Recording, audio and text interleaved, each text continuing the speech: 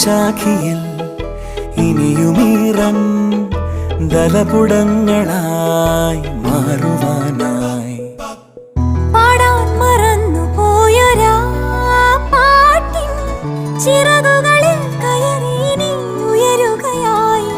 മോഹിച്ചും ലാളിച്ചും നീ മണ്ണിൻ പൂമഞ്ചത്തിൽ ആവോളം പൂങ്കാറ്റെ ചാടി ഉറങ്ങും.